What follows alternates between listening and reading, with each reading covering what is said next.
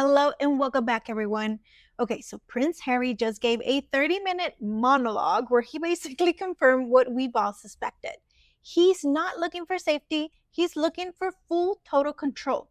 And the irony, you all, whew, he's trying to say the royal family are the ones playing the power games. Let's break this one down because the real threat here might just be Harry's inability to see himself clearly. Let's get started. All right, so let's start with the moment where the interviewer asked a genuine, heartfelt question for Harry. What memories, experiences had you hoped your children, Archie and Lilibet, would have had that you think they won't be able to now with this decision? I can't see a world in which I would be bringing my wife and children back to the UK at this point. And the things that they're going to miss is, well, everything. You know, I love my country. I always have done. Despite what some people in that country. So, you know, I miss the UK. I miss parts of the UK, of course I do. And I think that it's really quite sad that I wouldn't be able to show, you know, my children my homeland. All right, so the question was, what memories or experiences had you hoped for Archie and Lily would have in the UK, right? A normal, grounded answer would have been something like, I'd hope that they get to know their cousins, their aunts, their grandfather. I wish they could walk the path that I did as a child. I miss my family. That's a perfect answer for Harry. But Harry instead went the other way. He says he misses parts of the UK, that he loves the country despite what some people have done, and that his kids are missing out on everything. But here's what he doesn't say. He doesn't say, I miss my father, I miss my brother, I miss my family, my extended family, my aunts and uncles, and everybody there. He is painfully vague when it comes to his actual blood relatives. It's like there's a gag order on saying he misses them, or worse, like he's choosing to withhold that expression of vulnerability on purpose. And this is where the emotional immaturity starts to sneak through. For someone who claims to want truth and reconciliation, he's giving neither. If you want peace, you have to model it. If you want healing, you have to open the door. Instead, he's sitting in an emotional stalemate mode, like a kid refusing to say, I miss you, unless you say it first. Like, oh my goodness. All right, so let's go ahead and go to the next point. What the court decided today was that they were justified for 4 reasons to not have that review. And a major part of that is because you're no longer a working royal, a change in your status. Did you not accept that from the court? Well, my status hasn't changed. It can't change. I am who I am. I am part of what I'm part of, and I can never escape that. My circumstances will always be the same. That people who leave public office receive lifetime protection, regardless of whether there are threats or risks to them. So for me, with a whole list of risks and threats that were known about in 2020, that have only increased over time, including the Al-Qaeda threat that was published and talked about recently, completely disregarded, thrown away, ignored, because for me, security was made conditional on having that official role. Oh my goodness, Prince Harry thinks he's a head of state, not the spared who spared off. I have so much to say because at one point the interviewer asked him directly, and you heard it. The court decided you don't qualify for full protection anymore because you're no longer a working royal. Do you accept that? And what does Harry say to that? Well, my status hasn't changed. It can't change. I am who I am. Sir, blink twice if you know what that means, because we don't. This is where the delusion starts spiraling. Harry is trying to reframe his identity, not as a man who left the royal institution, but as someone sort of like untouchable symbol of royalty who deserves the benefits forever, regardless of his actual role. Now, here's the thing, because he talks about people who leave public office receive lifetime protection. If you've been following me for a while, you know that I used to work with politicians. Now, Harry, he never held public office. He was never a prime minister. He was never president. He was never a monarch. He was a spare, the backup plan, I don't know, in case of emergency, break the glass. Let's be real, the emergency has long passed. Just for fun's sakes, let's go ahead and look at who gets lifetime taxpayer-funded protection in the UK for context, okay? The reigning monarch, currently King Charles, the heir to the throne, Prince William, and now his children. Senior working royals engaged in ongoing official duties. Some former prime ministers, and even they don't always get the round-the-clock protection that Harry wants. Notably right here, Prince Andrew, embroiled in scandal, lost his security. Princess Diana, his mother, no longer a working royal after the divorce, lost hers too. So this isn't about punishment directly for Harry. This is about precedent. And Harry, he willingly walked away from his royal duties. He relocated to California. He signed a Netflix deal. He started a podcast with his wife and trashed his royal family in a memoir. You don't get to do that and still ask for the palace protection like you're a working diplomat. Oh my goodness. Oh, and about that spare status, let's address that, okay? Because the spare is now the spare of the spare of the spare. Let's do the math, okay? Let's do the royal math. King Charles is king. William is heir. Then comes William's children, George, Charlotte, and Louis.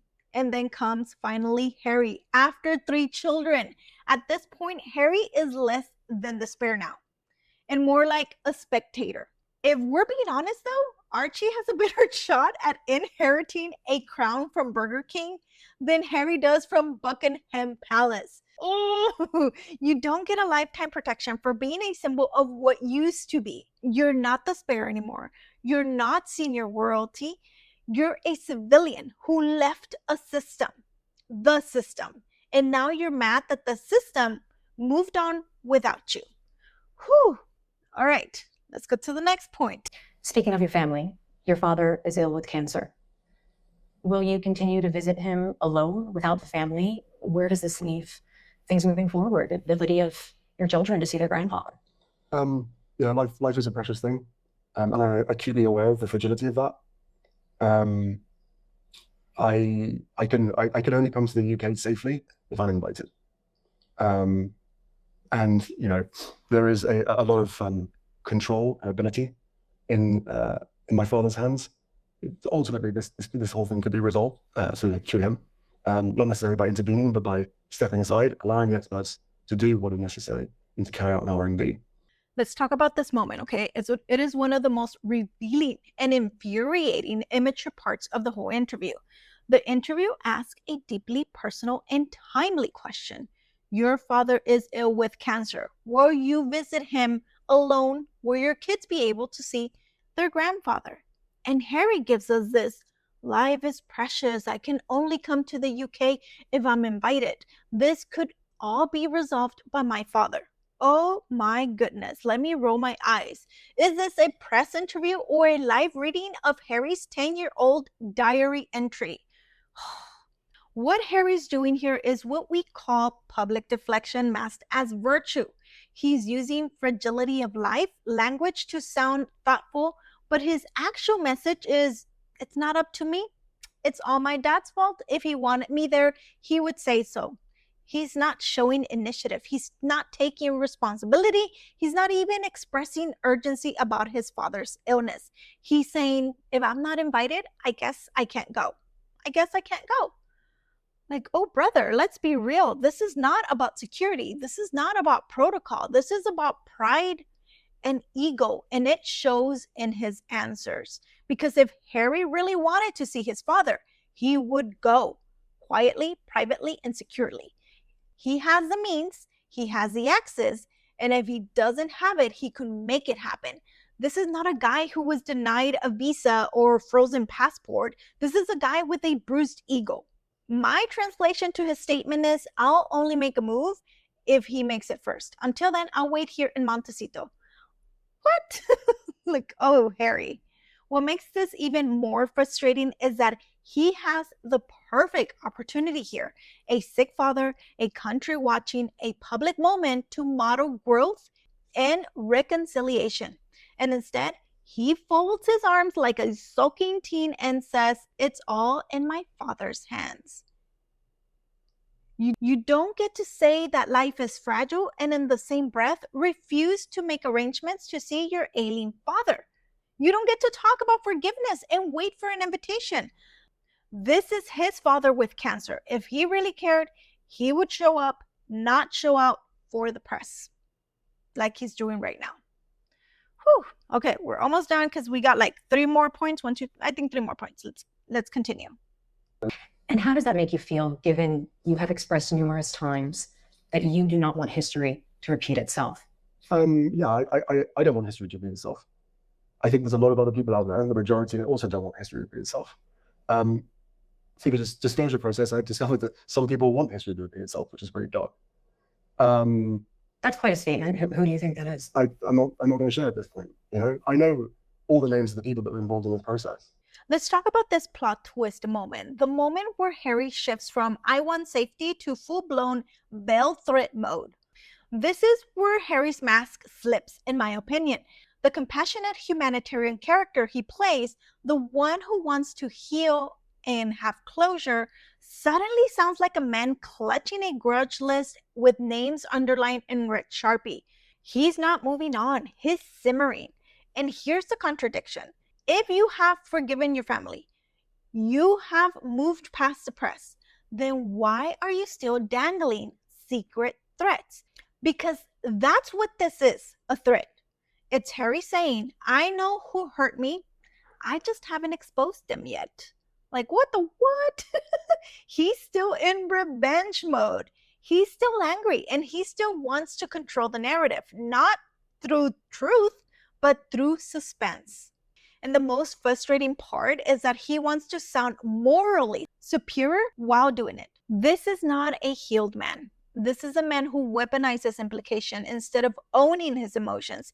Instead of saying, "I'm hurt and I'm working through it," he says, "I know things you don't, and maybe one day I'll tell you." And for someone so allegedly devoted to transparency, truth, and justice, he sure likes to keep things murky when it suits him.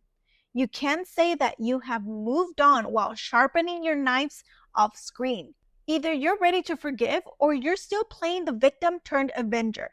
But don't pretend to be both in the same breath. I was born into this position. It wasn't a choice. I've served my country for 35 years. I believe that I'm still continuing to serve my country. Public service is my life. That is the dedication that will never change. And then all the other bits and pieces that are added to that. There are very, very real threats that exist out there. Some that are known about, some that have been withheld. And for people in power and responsibility of decisions to know that those threats and lists exist, but to turn around and say, well, because you don't have an official role, your life doesn't matter anymore. You can imagine how I feel about that, but you can also imagine, that is the most illogical argument in the history of arguments. Now let's hold on a bit. Did he just say he's still serving while simultaneously rejecting every structure that defines public service? Whew, I think my brain just sprained itself trying to untangle that. This whole segment, straight out of Meghan Markle's playbook, word salad 101, garnish it with some gaslight and dress it in entitlement. Let's unpack this mess because Harry is trying to emotionally manipulate the audience by reframing a bureaucratic status update as a moral justice. He is spinning.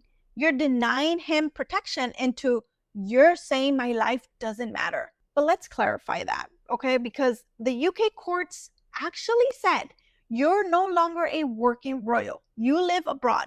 Therefore, UK taxpayer is not obligated to cover your full-time protection anymore. That's not emotional. That's not personal. That is policy. And this is where Harry fully contradicts himself again. You don't get to ghost the monarchy and then rage when they stop picking up the tab. That's not public service, Harry. That's a royal temper tantrum disguised as noble suffering. Or, if you want to put it this way, claiming oppression while holding a golden microphone. So when Harry says, this is the most illogical argument in the history of arguments, he's absolutely right. He just doesn't realize that he's the one making it. All right, let's continue.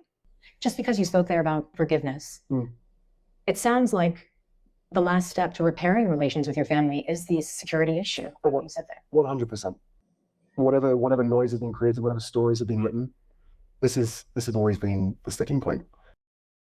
I actually couldn't believe it. I thought with all the disagreements and all of the chaos that's happening, the one thing that I could rely on was my family keeping me safe. And not only did they decide to remove my security in the UK, but they also signaled to every single government around the world not to protect us. Wow. Did you guys catch that? The BBC journalist floats the idea that maybe the whole ongoing family saga boils down to just one thing: security.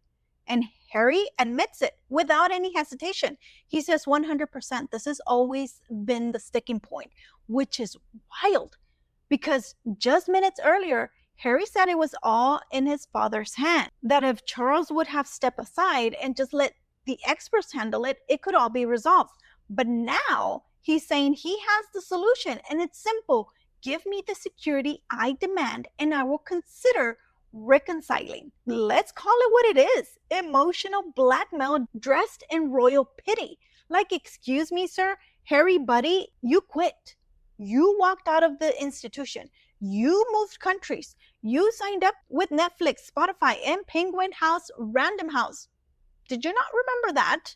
And now you're accusing the royal family of some global conspiracy to block every government from protecting you. From my point of view, this isn't about safety. This is about full and total control. This is about trying to leverage public sympathy to shame the royal family into giving him what he still thinks he's entitled to. Because here's what he's really saying: reconciliation is possible, but only if I get the same security that I had when I was still a senior working royal. That's not forgiveness. That's a hostage negotiation. Let's remember something, okay? He's not a working royal. He lives in the USA.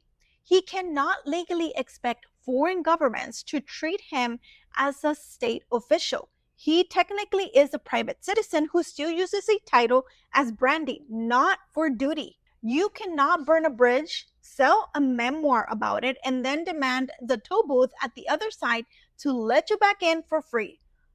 No, Harry, sorry, that's not how you do it. You don't get to talk about healing while dangling security like it's the price of your affection. Reconciliation doesn't come with conditions. That's not forgiveness, that is leverage. Okay, let's continue. Of course, some members of my family will never forgive me for writing a book. Of course, they will never forgive me for lots of things. But you know, I would love reconciliation with my family. There's no point in continuing to fight anymore. All right, so this is where Harry's confession slipped, and what it really reveals, because when he pauses, it's a little stumble.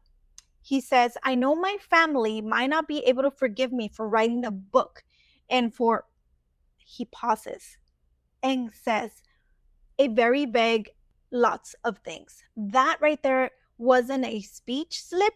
That was a moment of self-awareness he couldn't fully face. This is one of the rare glimpses where Harry almost admits fault. Not just one wrong move, but many. And you can tell he knows it. The body language. He suddenly pauses, backtracks. He was about to list the rest, and you know there's a list, but his pride shut it down. Instead of taking the opportunity to own up to it, he retreats to vague generalizations of lots of things.